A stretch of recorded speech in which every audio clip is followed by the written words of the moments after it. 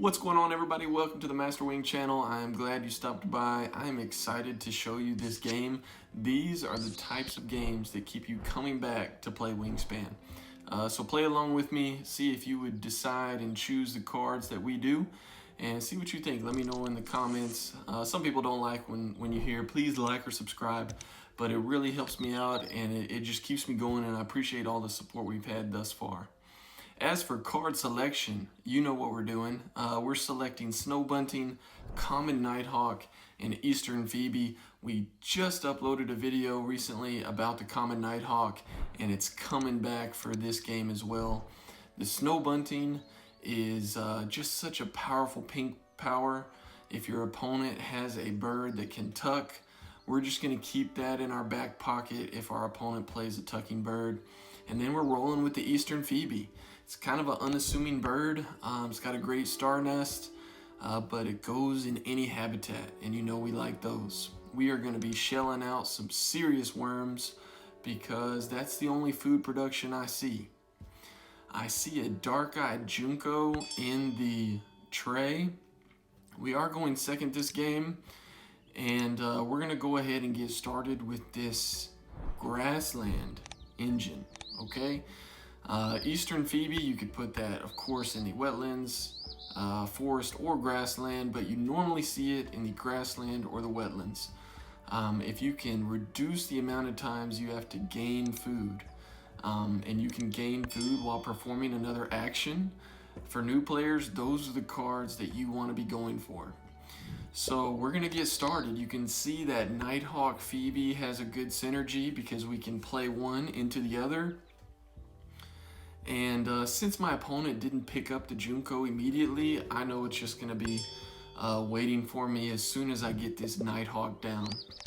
The first end of round goal is eggs in the ground nest. So again, this Phoebe is perfect to score some end of round points. My opponent plays the Gold Crest, and you know how we feel about the Gold Crest. A really good bird if you have the cards to do so. And he just played the Black-Chinned Hummingbird. So hopefully we get some extra berries. While we give him worms, he'll be giving us berries, and that's just another reason not to utilize a forest in this game. We finally got the Nighthawk down. Now we can draw two cards, and look what pops in the tray, a Baltimore Oriole, which is perfect for our scenario. It uses worms and berries. So this was just such a clutch turn right here to grab a Junco and an Oriole. We're moving the Nighthawk back and forth between wetlands and grassland, and if I can get this Junco down, now I can have three potential food sources with worms, seeds, and berries from my opponent. I'm really liking our start so far. My opponent picked up the Pileated Woodpecker, which is probably great with the Gold Crest, so he's going to be shelling out some eggs, and it looks like he could have a forest engine. Because he picked up Pileated Woodpecker and it looks like he's going forest, I spend a turn with the Yellow-Rumped Warbler. Some people would overlook that, but I thought at the time of this game that if he can be tucking and drawing and have that card access while gaining food, while playing birds, and while laying eggs, the Yellow-Rumped Warbler could have been a scary engine bird for him. So I decided to pick it up as a denial. So here we go. We're putting the Nighthawk back down in the wetlands, getting ready for round 2. And my opponent doesn't have any ground nests in sight, so we will get a 4-point advantage there. Unfortunately, we don't get the extra egg from the Pileated Woodpecker.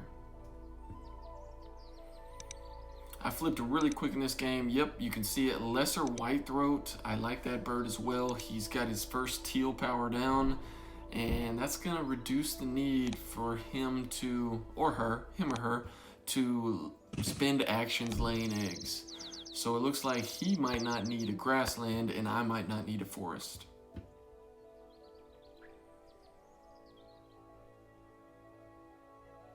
All right.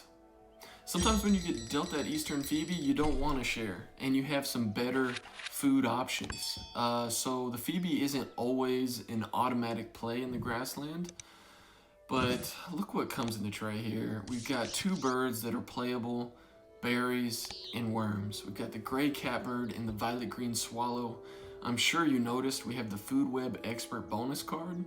So our nighthawk and that violet green swallow are going to be worth a couple extra points. I'm really excited about what's going on here. This is an engine building game. Look what is happening with the tray. My opponent draws cards. I think he gave us another berry, and we pull the killdeer. New players, the killdeer is part of the Power 4. I gloss over that fact a lot, but I just played a group that overlooked this bird because it's unassuming. It's 1 point. Who cares? Do I really want to discard eggs? But now we have everything we need for what I call a fast grass approach. We are going to be throwing birds in that grassland and trying to complete our grassland with 5 birds by the end of round 2. That way we can just hit repeat on that grassland engine, and we'll be gaining cards, we'll be getting food, and of course we'll be scoring points with eggs the whole time. You can see where this is going. I think with the cards that we have in hand, we have a huge advantage, and I'm really just hoping our management of this engine will pay off for a really high score.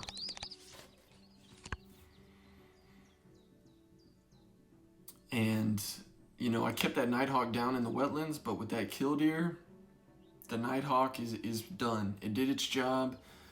We used the Phoebe, we got the nighthawk down, it let us draw 2 cards, it flopped back and forth, and here we go. Oh, wow.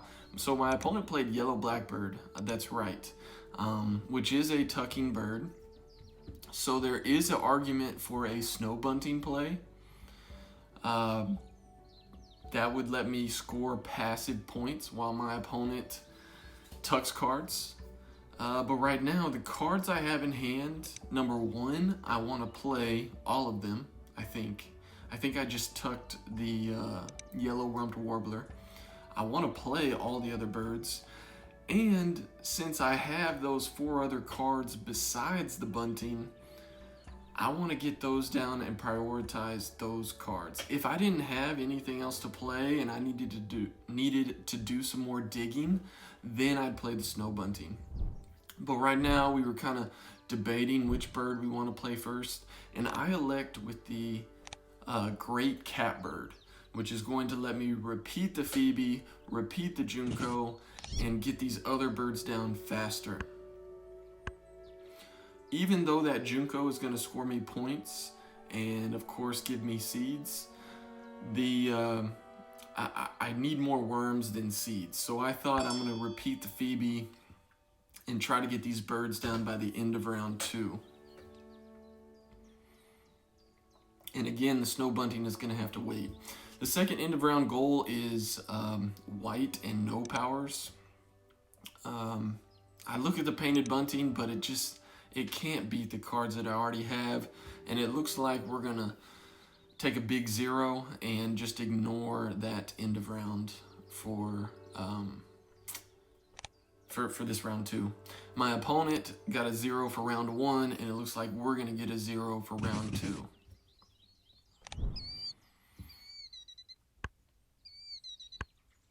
But as you can see, this fast grass approach is going well. My opponent has what you call an air sando setup. I honestly don't know where that term originates from, but you can see almost like an air sandwich, I guess. There's no grassland. You have a top and a bottom on your player board, and they call that the air sando. You're gaining food, you're drawing cards, you're not super concerned about laying eggs. We have pretty much an opposite approach where we ignored the forest, we're pretty much ignoring the wetlands, and we're going straight grass. So we're going to be doing some digging and utilizing that killdeer. If you haven't played the killdeer much, you need to try that bird. It's extremely popular, and you will see why, because you can just collect cards, and it gives you so many more options. And now we can repeat it with the catbird. You can see it's a recipe for a high score. My opponent plays Yellowhammer, so that's going to be something to look out for. We are handing out a ton of worms right now, and if you're running a Yellowhammer, his second teal power, I believe, you need an excess of food. And since he's getting food from me, I think that's a really good play from my opponent. My opponent plays the red knot with all the worms we've been handing out. And he's got a good looking board as far as development. He doesn't have that power card like we have with the killdeer, but the Pelleted Woodpecker and that teal power is going to be interesting to see. We have a Dunnock in the tray. I really don't think anything of it. The tray doesn't look particularly, appetizing. So here we are. We're going to cycle through some cards.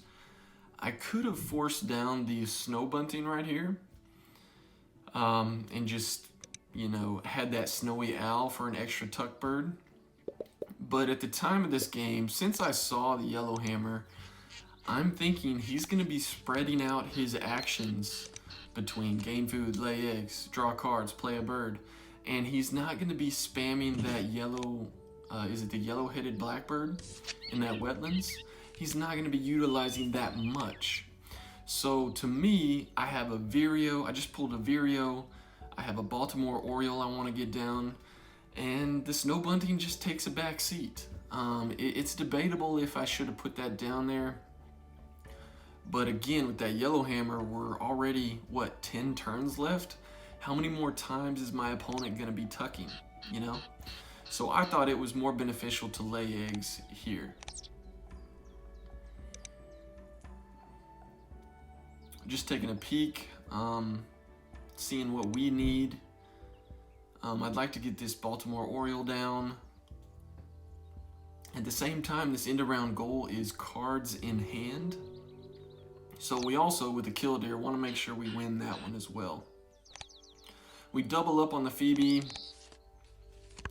We're really taking a chance shelling out all these worms.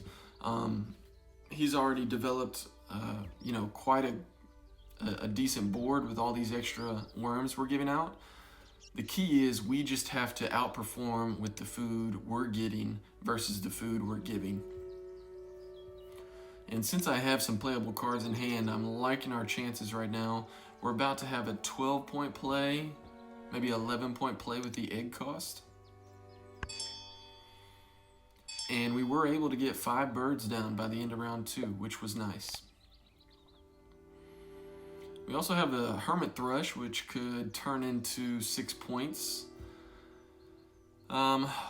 Sometimes when you get this grassland, you get a killdeer and a catbird, and you think you have it made. But you also need to do some management of this engine. What are you going to copy? Those are some decisions that can sometimes be tricky. You can see we tucked the Snow Bunting. That's maybe a controversial play just because of how powerful a Snow Bunting can be. But again, I thought at the time, since I didn't see a whole lot of tucking birds, if he had a brown power that I thought he'd be repeating more, maybe I keep the Snow Bunting. But at the time, I wanted a point more than I wanted the Snow Bunting.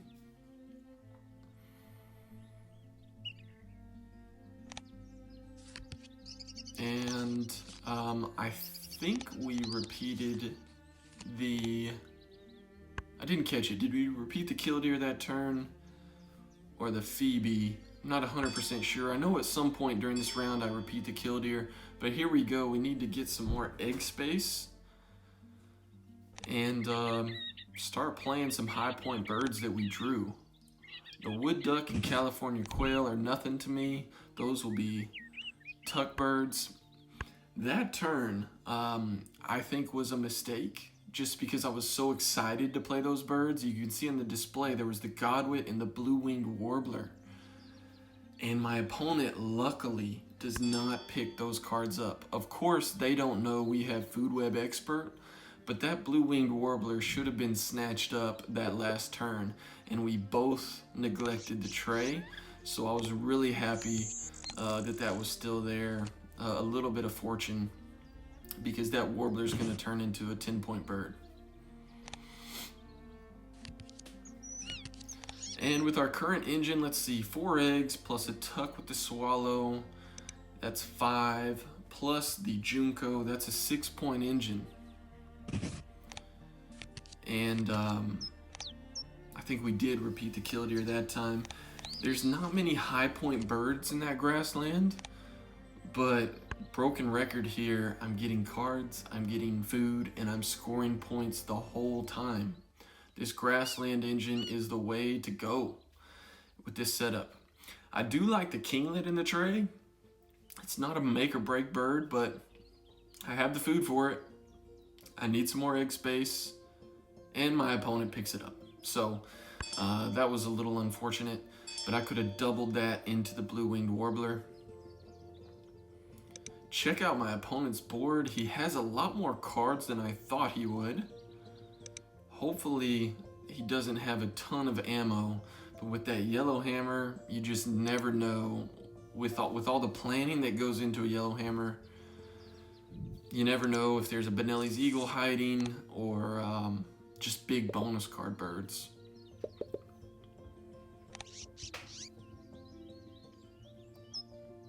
We pull a great blue heron. I like that card. I don't think we've gained food this entire game, which is nice. But as a consequence, I don't think we've had one fish or one rat. We are just kind of cycling through the deck. And again, we're trying to make sure we win this end of round goal.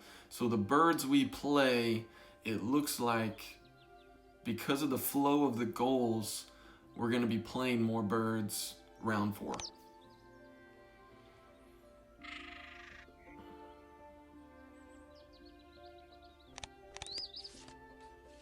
So we're going to force down the great blue heron, maybe into the godwit.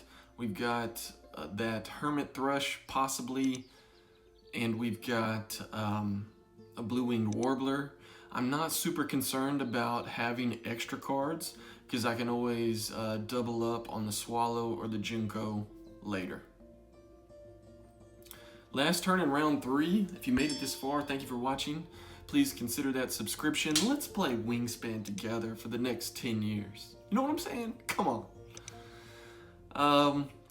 Anyway, we want to play birds, but at the same time, we need a card to win. And I have 4 egg spaces. So here we go, running through this engine. It doesn't get old. Like I said, these are the games that keep you playing. This is just the fun part. The top deck continues to provide with the whooping crane. I mean, who doesn't like an in-game bonus bird? Raven, red-tailed hawk is pretty much nothing. And we double check to make sure we'll win this goal. And now that whooping crane might take the place of the godwit. We will see.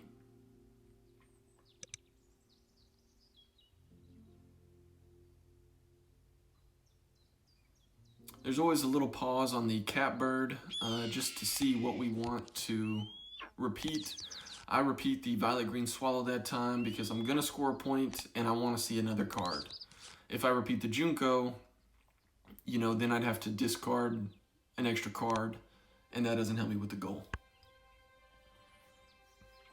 8 to 7, I keep thinking we have, 4 or 5 birds we want to play.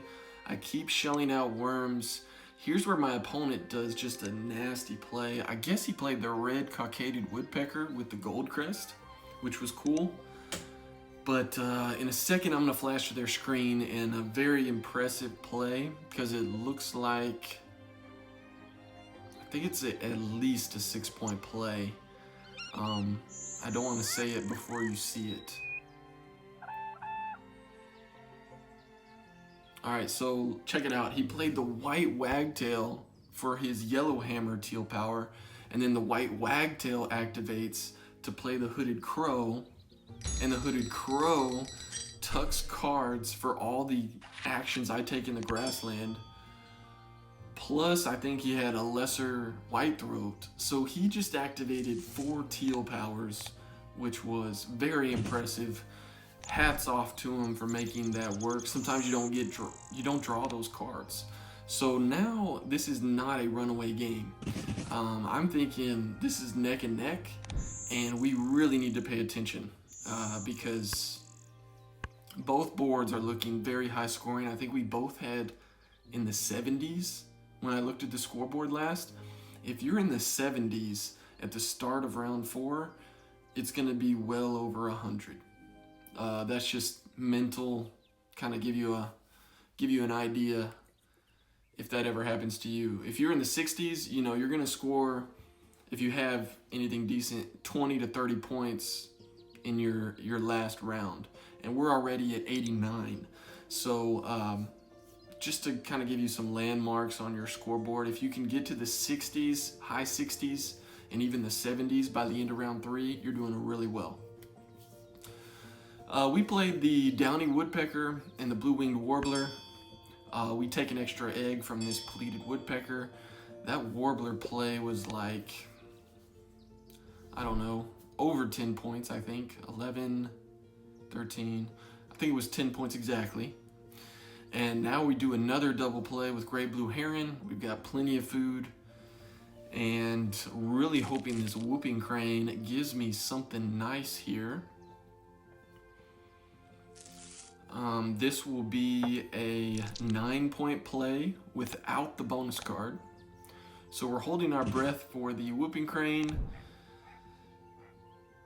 We could use the extra bonus points. Our food web expert isn't as high as I want it.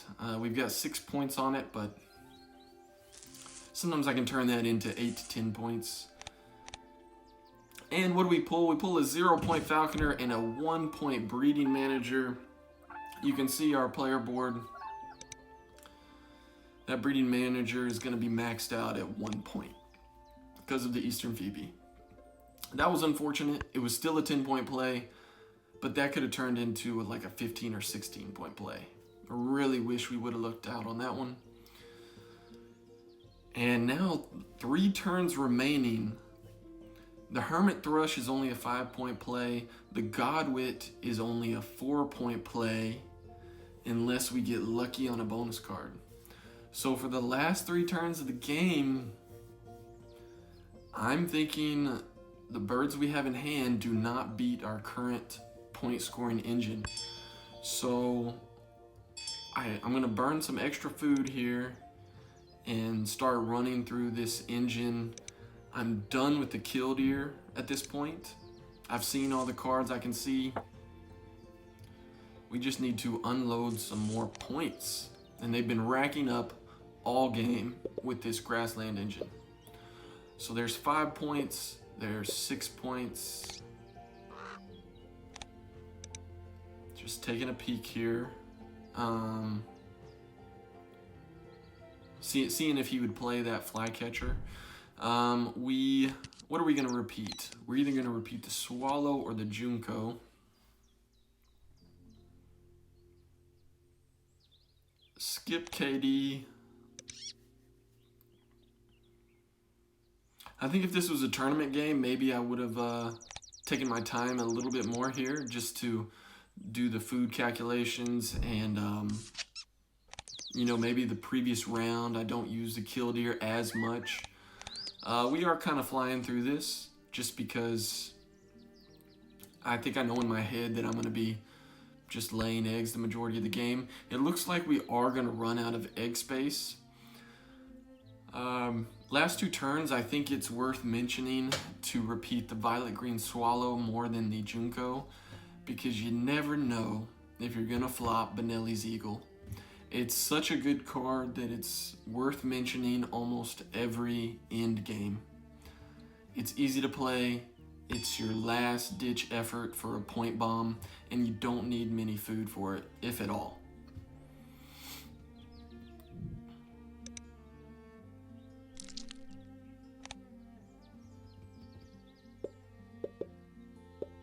All right, we dumped some food there. Probably could have kept the food. But with the tucking and the swallow, I never know what I'm going to pull. I always say you're one card away from a really good game. And if I pulled like a wild turkey or maybe like a great egret, would have been great if we had the food for it. But that was our last chance really to pull a Benelli's.